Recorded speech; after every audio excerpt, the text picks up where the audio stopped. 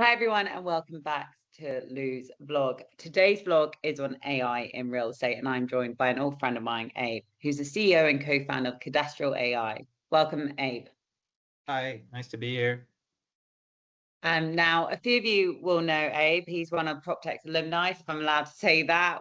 One of the few founders who has achieved a successful exit of his previous business, Leviton AI, to the beast business known as MRI. Now, Abe thought he'd left the industry until JLL came calling, and he's been drawn back to our space. And here we are, vlogging. I never thought I'd say that word so many times in one video. It makes me wince every time. But Abe and I met many moons ago at Blueprint through a mutual connection, Nish Patel. I'm sure lots of you will know who he is. But what we're going to talk about today is how AI can finally shift the dial in adoption of technology within real estate, actually make quick efficiencies. And it's... I can't say idiot proof, but I'm going to say that because honestly, what cadastral AI can do for you if you are within real estate, it will revolutionize the way you use documentation. So I'm going to say no more. I'm going to let Abe introduce himself for the audience who may not know him, and then we're going to go through the questions that we have planned. Over to you, Abe. Yeah, sounds good. Real quick, great to meet your audience here. A little background on me. I started out my career on Wall Street and actually ran a commercial real estate fund after the 08-09 crisis, where I wore every hat from lease administrator to property manager to asset manager, investor relations, etc. But since 2012, I've been building enterprise software in sort of the pre-AI and post-AI world. And this is my fourth AI tech company, one previously in the real estate world. And I've had the opportunity and the white hairs to show for it. And really, I've seen a lot of dramatic changes in the last 10 years. And I think when we look at property technology and real estate tech in general, one of the biggest challenges for any company servicing this industry has been an adoption issue, right? We can build cool and fancy things, but for a lot of real estate users, there's an if it ain't broke, don't fix it mentality. And the need to be correct triumphs the need to be quick. And so because of that, we have a lot of people that are still doing things in a very manual way, Excel-based tools, PowerPoint, Word. This is sort of the universe that we kind of live in. And that's why I thought of a dramatically new approach when coming up with Cadastral with my co-founder Aman, who's an AI guy from DoorDash and Uber and sort of Silicon Valley kind of world. And we said, well, what if we could build something that doesn't actually require the user to change any of their behavior? You just keep doing what you normally do. You send an email to back or mid office saying, John or Susie, can you pull these lease comps for me? Can you get me this contract date? Can you do this for me, that for me? Whatever you're doing, you just keep doing it. And our technology kind of interjects itself into that conversation and goes and does that work for you agentically and then returns the information back over the medium that you're used to getting the responses. So from a front-facing standpoint, you really don't even know that an AI is kind of working for you beyond the fact that you're getting the answers back to your most prolific questions faster and more efficiently. Amazing. So I'm just trying to think that the real estate slow to adopt because they have to upskill. They might have to implement something. They see it's a lot of maybe scary, big change they have to go through. Can you give the audience an example of how they would use Cadastral if you're a broker, sure. fund manager, or whatever it could be? So let's just go through a deal life cycle. You get an offering memorandum in as people are inundated with, hundreds of offering memorandums. With Cadastral, you set up your investment criteria as an organization. You say, hey, we're only interested in retail shopping centers in these geographies at these valuations. And then every time your OM comes in, automatically we tell you whether it meets your investment criteria and is worth spending time on or not. And automatically 80% of your OMs, you don't even have to read anymore because we've already scanned them and told you that, hey, you don't really need to spend time on this. You can focus on this 20%. Now you've got the OM, you think it's interesting, you go to the seller, you say, hey, give me data room access. They send over a Dropbox or Box.com. You forward that email to Cadastral. Cadastral downloads the data room into our platform and immediately runs a bunch of things that you already preset. hey, can you go do the lease abstracts? Can you evaluate the environmental report and see if there's any risks? Can you draft an investment memo based on the data room and give us a first draft? Can you highlight any concerns for me that you might see in this asset? Does this asset meet our investment criteria as an organization? It'll run all of those things for you. From there, you can generate a rent roll. You can compare it to seller's rent roll to see if there's any discrepancies. And then you can go into drafting if you want to create a term sheet. You can draft one. You can send it over to the seller, say, here's our LOI. You know, do you find it interesting? And so you can go all the way from sort of the beginning all the way to closing, and then into ongoing asset management. What's going on with the asset? Is it, you know, 5 quarters have passed? Has it met our original underwriting? You know, how far off we from variance, et cetera. So you can go acquisitions, asset management, and then of course other things such as brokerage, property management, lease administration, tenant broke a window. You just text message the service and say, hey, who's responsible for fixing it? Okay, the service responds back, says, hey, I just evaluated the lease. I checked the credit agreement. Looks like the landlord's responsible in these cases, tenant's responsible in these cases.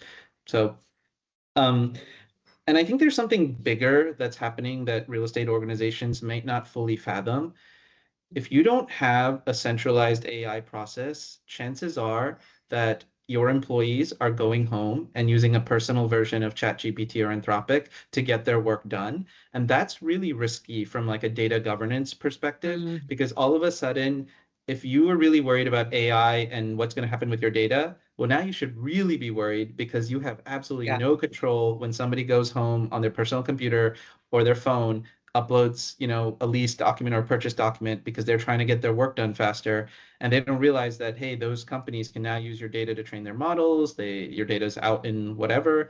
And so I think it makes sense for organizations, and whether it's us or somebody else, like figure out a centralized AI strategy where now you can audit all the searches, you can make sure that the data is not being used to train models, your data remains your data. And this is important for people in the US and of course, even people outside for compliance with GDPR, CCPA, all of these things, right? And how much will this, let's talk about efficiency, like how this is obviously instantaneous, I presume, you know, how much is it going to cost me?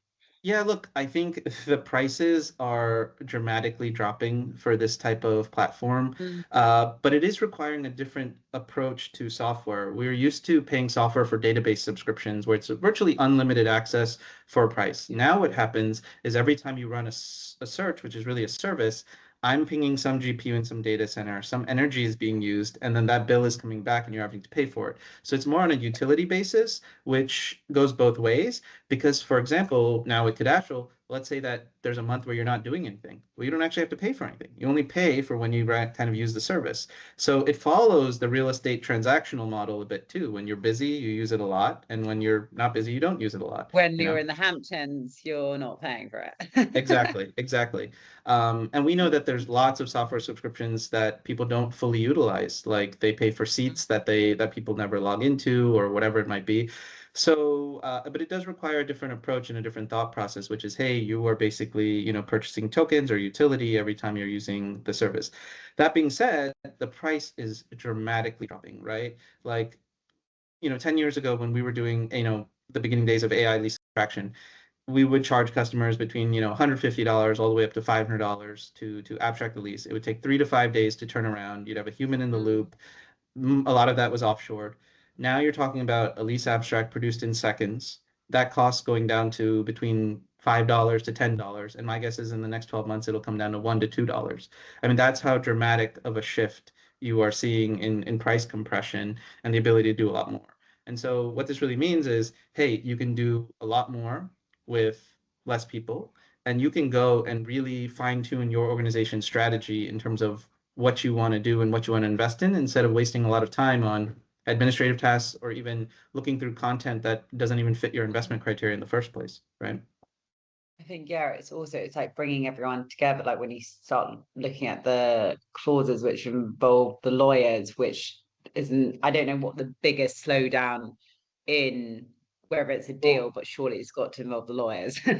Yeah, look, I mean, I don't know if you remember AOL Instant Messenger, maybe when you were a teenager, AIM chat rooms and all like that. I think we're going to bring something like that back, where you can invite the lawyers, the accountants, the other side, all into one room, and we can all look at the same content, and we can make decisions together with the AI supporting us throughout that process, right? Which makes it much more efficient. You know, I think this is the way that the world is going, and real estate organizations, whether they want to or not, are going to be force functioned to address this. Because if you're not doing it, your competition surely will be, and that just makes you less competitive whenever you go into a bidding process or an asset management process, or you're vying for LP dollars. Um, so I think Yeah. it behooves a lot of organizations to start to think about this and figure it out. The other challenge is that like real estate organizations, their core focus is in AI. So how can you possibly keep up with the fact that Anthropic, OpenAI, Grok, Gemini, Meta are releasing something new every 2 or 3 weeks? Like Mm, it's really hard. And by the time you make a decision, you might be like 3 versions behind, and your technology stack is already, outdated 6 months or 12 months later. So I think that's also another reason to, potentially go with somebody like us, or something like that, where, hey, this is our job, right? This is our job. We yeah. evaluate every single week, every single model. We figure out which ones answer which questions best. And then we kind of become the kayak of these LLMs, taking your question and making sure the answer is being delivered in the best manner possible. Look, all of this today still, and I'm going to talk about the future now, is still a desktop-based tool. I think where we're going is dramatic shifts in robotics, humanoid bots, self-driving cars, which are all going to happen in the next 12 to 24 months. I'm not talking about 5 years or 10 years. I'm talking about the next 3 to 6 months. I got friends in Silicon Valley who are putting 1,200 robots into people's homes that will be vacuuming, doing dishes, washing your table, Perfect. Send washing them your my window. way. Exactly. And they're going to be releasing it like in Q3 or Q4 of this year, right? Like we're not talking about, hey, this is some, Jetsons vision. All of this stuff is accelerating super, super fast. And that has really dramatic implications for the built world. If you have Mm, humanoid bots who can now operate as security guards for your front desk, for your Manhattan buildings, what does that mean for all of that employment that happens for those people? What does it mean if you have, people who normally do a variety of service work in your building, and now that's replaced by some sort of robotic technology, right? So these really have like a lot of dramatic effects, I think, on the way that the built world is going to evolve very, very soon. great. These are questions we're getting asked obviously a lot as a recruitment firm. Thanks. I mean, this is from a very selfish point of view. Our businesses focus at more the mid to senior level end of the market, but for entry level jobs or around it's going to be really difficult. I completely agree with you. But whilst we're staying on real estate, I think there's such a big opportunity, and I've shared this before. My family own real estate, and I can't bear to listen to them complain about looking at every documentation, which isn't their skill set either. They miss things, human error. I'm having a blog post coming out about there's beauty in imperfection, but equally when you're paying so much money, or if you're the employer and you have so many people, you don't need it. So let's look at efficiencies here. Okay, one, when you're not scaling a business, being the Silicon Valley entrepreneur, what do you do to switch off, babe? You must do something. What? Come on, make yourself relatable. We can't all be, have various exits like you. No. Listen, look, I love to spend time with my 2 kids. They're my number one hobby, and we're very active in all of their activities. I'm involved in my daughter's Girl Scout troop, the only guy there. But I also play a lot of musical instruments. I produce electronic dance music, and I release it sometimes on Spotify.